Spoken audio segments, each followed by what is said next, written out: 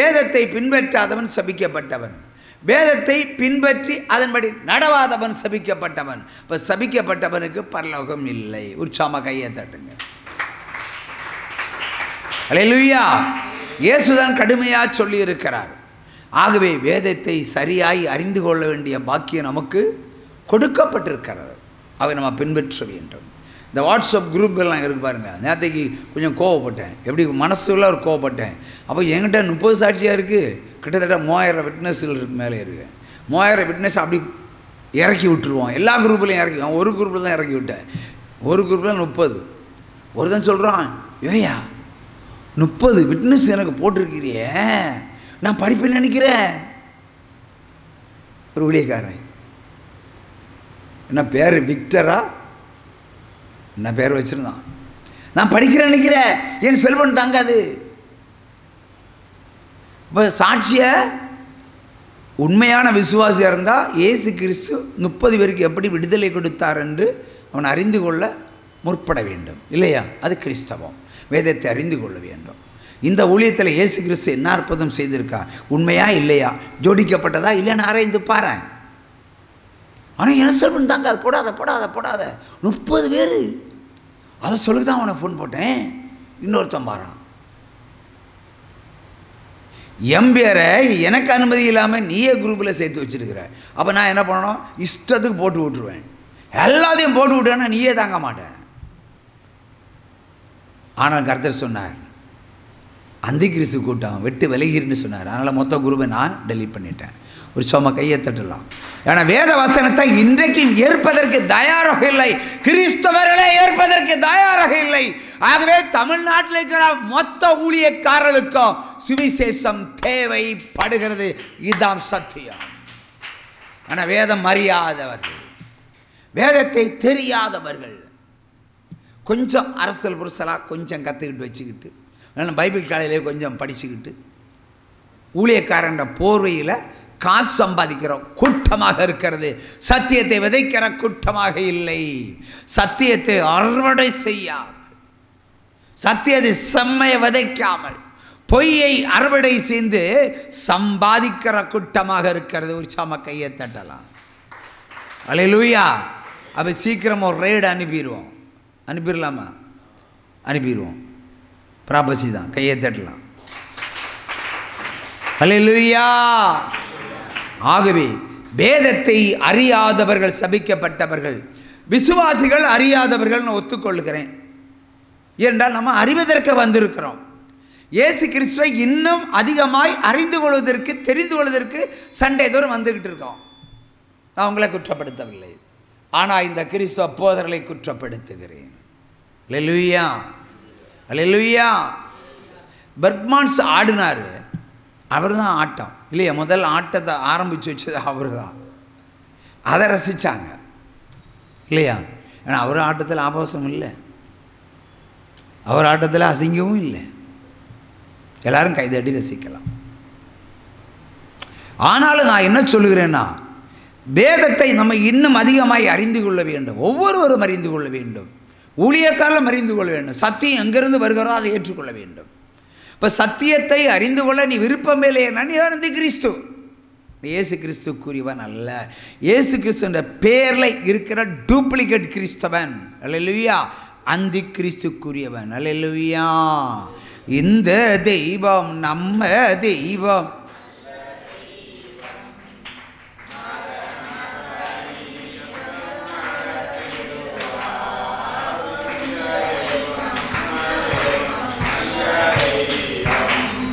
மரண பரியந்த நடத்திடுவார். எத்தனையோ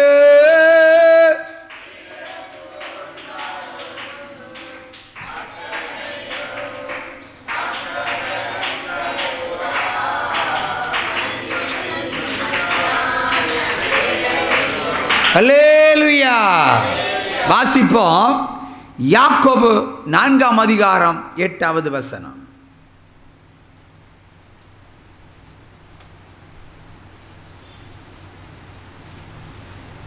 அல்லேலூயா.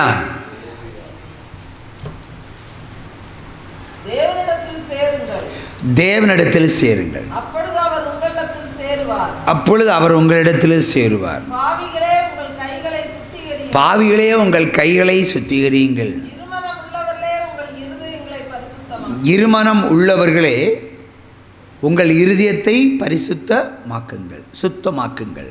திரும்பவும் வாசி சப்தமாக. தேவனிடத்தில் சேருங்கள், அப்பொழுது அவர் உங்களிடத்தில் சேருவார்.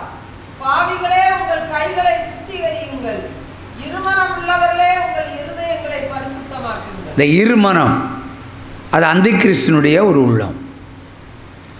அந்த பக்கம் போன்னு சொல்லுவான், இந்த பக்கம் போன்னு சொல்லுவான், ரெண்டையும் தான் சொல்லுவான். இருமனம் உள்ளவர்களே உங்கள் கரங்களை சுத்திகரியுங்கள், பாவிகளே உங்கள் கரங்களை சுத்திகரியுங்கள். அப்போ நம்முடைய கரங்களில் பாவம் இருக்குன்னா அதை சுத்திகரிக்கணும். நீ கழுவணும். கழுவாமல் இயேசு கழுவி விட்டார் என்று சொல்லி கொண்டு அலைஞ்சால் உனக்கு ஒரு நாளும் பாவ மன்னிப்பு கிடைக்காது. அவர் என்ன சொல்கிறார்? உன் கரத்தை சுத்திகரி, உன் இருதயத்தை சுத்திகரி, உன் பாவத்தை கழுவு, உன் சாபத்தை விட்டு வெளியே வா, வேதத்தை அறிந்து கொள்ளுன்னு சொன்னால் எனக்கு எல்லாம் அவர் பார்த்து கொள்வார்னு சொல்லி அவர் பாரத்திலே போட்டால் என்ன ஆகும்? அப்போ அந்த கிறிஸ்து விசுவாசி தானே. ஆகவே இயேசு இதில் அழகாக சொல்லி இருக்கிறார், பாவிகளே இருமனம் உள்ளவர்களே. ரெண்டு மனம் தேவையில்லை, ஒரு மனம் போதும். அது கிறிஸ்துக்குரிய மனம் மட்டும் போதும். ரெண்டு மனம் இருந்தால் கலக்கம், இரு உள்ளம் இருந்தால் குழப்பம், இருமனம் உள்ள குழப்பம். யுஎஸ்ஏலேருந்து ஒரு ஃபோன் கால் வருது, யுனைடெட் ஸ்டேட்ஸ் ஆஃப் அமெரிக்கா. அங்கிருந்து ஒரு ஃபோன் வருது. ஒரு அருமையான சகோதரி கேட்கிறார்கள், 2 பேர் என்னை விரும்புகிறார்கள், 2 பேர் என்னை விரும்புகிறார்கள், 2 பேரையும் என்னால் மறக்க முடியவில்லை என்று சொல்லுகிறார்கள். நான் என்ன பதில் சொல்லணும்? டெல்மி. ஒரு சகோதரி பொள்ளாச்சி பகுதியை சேர்ந்தவர்கள், யுனைடெட் ஸ்டேட்ஸ் அமெரிக்காவில் இருக்கிறாங்க. திடீர்னு ஃபோன் பண்ணி யூடியூப்பை பார்த்தோம், 2 பேரும் என்னை விரும்புகிறார்கள், நான் என்ன செய்யணும்னு என்னிட கேட்குறாங்க. அப்போ இவங்களுக்கு என்ன அறிவு இருக்குது? சாபத்தினுடைய அறிவு தான் இருக்குது, பாவியின் அறிவு தான் இருக்குது. இருந்தாலும் உன் அறிவை சோதித்து பார்ப்போம். என்ன செய்யணும்? அவள் நான் ஒரு ஊழியக்காரன்னு நினச்சா கேட்குறாங்க, என்ன பதில் சொல்லணும்? தேவனுக்கு எது சித்தமோ சரி, ஒரு மழுப்பல் பதில் தப்பித்த. தேவனுக்கு எது சித்தமோ அது நடக்கணும். அப்போ நான் தான் உன் பதிலை நான் கொடுத்தேன்னு வச்சுக்கோ. அடுத்த கேள்வி கேட்பா, சிஸ்டர் தேவனுக்கு எது சித்தமோ அதை பெற்றுக்கொள்ளுங்க, அதையும் அவங்ககிட்ட கேட்டேன்னு சொல்லுவாள். இப்போ 2 பேரும் என்ன விரும்புகிறாங்க, 2 பேரையும் மறக்க முடியல.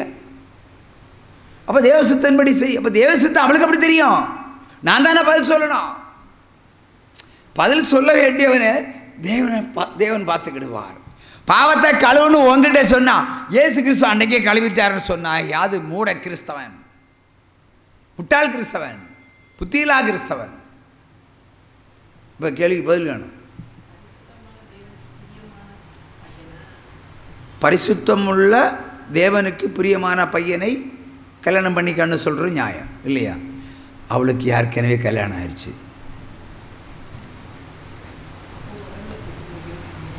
அப்போ என்ன செய்யலாம்? நீங்கள் சொல்லுங்கள். Already she was married. இப்போ புதுசாக அமெரிக்காவில் இருக்க 2 இந்தியர்கள் இந்த இந்திய பெண்மணியை காதலிக்கிறார்கள். 2 பேரும் பிரியப்படுறார்கள். நான் என்ன செய்யணும்னு என்கிட்டே கேட்குறான். அப்போ அவள் சாபத்தினுடைய பிள்ளை தானே, இருமனம் உள்ளவள் தானே, பாவி தானே. Yes, super answer. இது சரியான ஆன்சர். சூப்பராக கையை தட்டலாம், உற்சாகமாக கையை தட்டலாம். அல்லேலூயா. இப்போ புருஷன் இருக்க விட்டு வேலை செய்ய போன இடத்துல 2 பேர் என்னை நேசிக்கிறார்கள், நான் 2 பேருக்கு என்ன பதில் சொல்கிறேன்னு அவைக்கு எங்கிட்ட கேட்டால் பிரேமா சொல்லுறார்கள். அவங்க ஹஸ்பண்டை கேட்டுக்கிட்டு முடிவு பண்ணிக்கணும். சரி, ஹஸ்பண்ட்கிட்ட கேட்குறது சரியான ஆன்சர் தான். அப்போ ஹஸ்பண்டு என்ன சொல்லுவார்? சரி, ஹஸ்பண்ட்கிட்ட கேள்வி கேட்குறா, 2 பசங்க என்ன விரும்புகிறாங்க, திருப்பி போடுவோம். இப்போ ஊழியக்காரன்கிட்ட கேட்ட கேள்வியை ஹஸ்பண்ட அவ கேட்குறான், 2 பசங்க என்ன விரும்புகிறாங்க, நான் யுனைடெட் ஸ்டேட்ஸ் ஆஃப் அமெரிக்காவில் இருக்கும்போது 2 பேரும் என்னை காதலிக்கிறாங்க, நீங்கள் வேறு இந்தியாவில் இருக்கீங்க, நான் என்ன பண்ணணும் புருஷான்னு கேட்டால் புருஷன் என்ன சொல்லுவார்? நீ அப்படியே போன்னு. இது என் பொண்டாட்டி ஸ்டைலு. ஊழியர் ஸ்டைலில் ஒரு ஆன்சர் வேணும், மாமிச ஸ்டைல் இல்லை. புருஷன் என்ன சொல்லியிருப்பார் சொல்லுங்கள்? சரி, அதான் நீ தான் சொல்லு. அதான் புருஷன்கிட்ட கேட்குறா, புருஷன்கிட்ட கேட்கக்கூடாது இல்லையா? ஊழியக்காரன்கிட்ட கேட்டா, நான் என்ன பதில் சொன்னேன் என்பதை பின்னாடி சொல்கிறேன். அதுக்கு முன்னே சோதி தருகிறோம் உங்களுடைய ஆவிக்குரிய அறிவு எந்த அளவுக்கு இருக்குன்னு பார்க்குறதுக்காக. இப்போ என்கிட்ட கேட்டால் நான் பதில் சொல்லியிருக்கிறேன், அது சொல்கிறதுக்கு முன்னாடி தான் உங்கள்கிட்ட ஒரு கேள்வி கேட்டேன். அப்போ நீ சொன்னால் ஹஸ்பண்ட்கிட்ட கேட்டு முடிவு பண்ணிக்கன்னு சொன்ன நியாயமான ஆன்சர். சரி, அந்த கேள்வியை ஹஸ்பண்ட்கிட்ட கேட்குறான், இன்னும் வச்சுக்கிடுவோம், கேட்க மாட்டான், கேட்டு வச்சுருவோம். அவங்க ஹஸ்பண்ட் என்ன சொல்லியிருப்பார்? என்ன சொல்லியிருப்பார்? யாராவது ஒரு ஆளை சொன்னாலும் போதும். அது தன்னுடைய மனைவி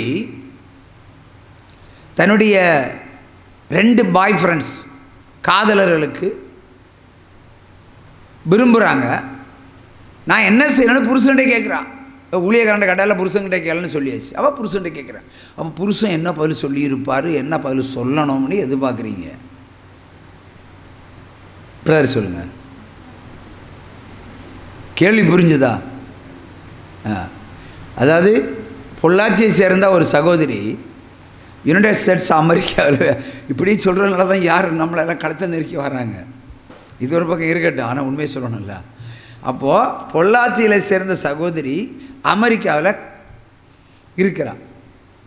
அங்கே அமெரிக்காவை வாழும் இந்தியர்கள் இவளை கல்யாணம் பண்ணுவதற்காகவும் குடும்பம் நடத்துவதற்காகவும் ரொம்ப ரொம்ப நேசிக்கிறாங்க. 2 பேரையும் விடுவதற்கு இவளுக்கு மனமில்லை.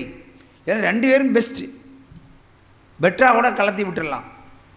2 பேரும் பெஸ்ட்டானில் தான் அந்த கேள்வியே. இப்போ ஒருவரனா நீ போடா நீ இல்லட்டா ஒருத்தனை வச்சுக்கலாம்வா, யார்ட்டையும் கேட்க வேண்டிய அவசியம் கிடையாது. பட் அவன் என்கிட்ட கேட்குறான், நான் என்ன பதில் சொல்லணும் பிரதர், 2 பேரும் என்ன விரும்புகிறாங்க, நான் what can I do, tell me brother, ஜெபிச்சு பதில் சொல்லுங்கள். நான் பதில் சொல்லியிருக்கிறேன், அது அதிர்ச்சி, அது 2வது பக்கம். அதுக்கு முன்னாடி கேட்குறான். அப்போது உங்ககிட்ட அந்த கேள்வி கேட்டேன். அப்போ நீ என்ன சொன்னால், அவள் ஹஸ்பண்ட்கிட்ட கேட்டு முடிவெடுக்க சொல்லுங்கன்னு சொன்னேன். சரி, ஹஸ்பண்ட்கிட்ட கேட்டு முடிவு பண்ண சொன்னது அதுவும் ஒரு சரியான ஆன்சர் தான். ஆனாலும் ஒரு கேள்வி இருக்குது, அவள் கேள்விக்கு சரியான பதில் கொடுக்கணும்ல. ஒன்றைக்கு ஹஸ்பண்ட் கொடுக்கணும், இல்லைன்னா ஊழியக்காரன் கொடுக்கணும். இப்போ அந்த ஸ்திரீ புருஷனிடத்தில் கேள்வி கேட்குறான். இங்கே பாருங்கள், நீங்கள் பொள்ளாச்சியில் இருக்கீங்க, பொள்ளாச்சியில் பைக்கை பார்ட்டாக பிரித்து வேலை பார்த்துட்ருக்கீங்க. இங்கே பார்ட்டாக பிரிக்கிறதுக்கு 2 பேர் ரெடியாக இருக்கிறாங்க. நான் என்ன பதில் சொல்லணும்னு ஊழியக்காரன் கேட்டால் ஹஸ்பண்ட் கேளுன்னு சொல்லிட்டான். ஊழியக்காரன் கள்ள திருட்டுப்பா இப்படி சொல்லிட்டான். அதனால் உங்கள்கிட்ட தான் கேட்குறேன், நீங்கள் பதில் சொல்லுங்கள். இன்னும் சொன்னால் புருஷன் என்ன சொல்லுவான், உனக்கு எது விருப்பமோ அதை நீ செய் என்று சொல்லுவான் என்று வைத்துக்கொள்ளுவோம். ஓகே, ஆனால் 2 பேர் இருக்காங்களே, 2 பேரையும் விட மனம் இல்லையே. அப்போ ஒரு புருஷன் இப்படி சொல்லுவான், அப்போ இன்னொரு புருஷன் என்ன சொல்லுவான்னு பார்ப்போம். அப்புறம் இன்னொரு புருஷன் என்ன பதில் சொல்லுவான் இந்த கேள்வியை கேட்டால். நாட்டில் இருக்கிற பிரச்சனை இப்போ இதுதான். பிரதர் சொல்லுங்கள், மீச பிரதர் தான் சொல்லுங்கள்.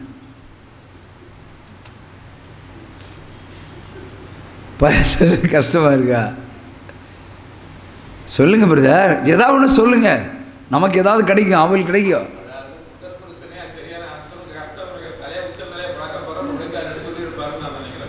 எப்படி எப்படி முதல் புருஷனே ஆலோசனை கேட்கும்போது சொல்லியிருப்பாரு, ஆண்டவரோட தலையை புழக்க போறாரு, உலக அறுத்து கேட்டு சொல்லியிருப்பாருன்னு நினைக்கிறேன். Very good answer. உற்சாகமாக கையை தட்டலாம். சிங்க கவியோ சூளை நெருப்போ அவர் என்னை காத்திடுவார். சிங்க கவியோ சூளை நெருப்போ அவரே என்னை காண்பவர், அவரே என்னை காண்பவர்.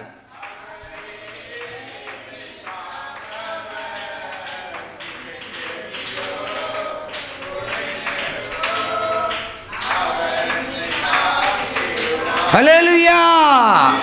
ஆனால் நான் சொன்ன ஆன்சர் வேறு, நீங்கள் சொன்னது உலக ஆன்சர், நான் சொன்ன ஆன்சர் வேறு. அதான் ஜீவொளி. ஹல்லேலூயா. ஜீவொளியில் வந்து மாட்டிக்கிட்டு தப்புறது கொஞ்சம் கஷ்டம். அந்த அம்மா கேட்டாங்க, நான் பதில் சொன்னேன். இதில் ஆவிக்குரிய புருஷன் யாருன்னு கேட்டேன். ஆவிக்குரிய புருஷன் யார்? ஆள் ஒருத்தன், அவள் இன்னொருத்தன் அவன் ஒரு விக்கிரகம். 2 பேர் நேசிக்கிறாங்க. ஒருத்தன் ஆவிக்குரிய புருஷன்,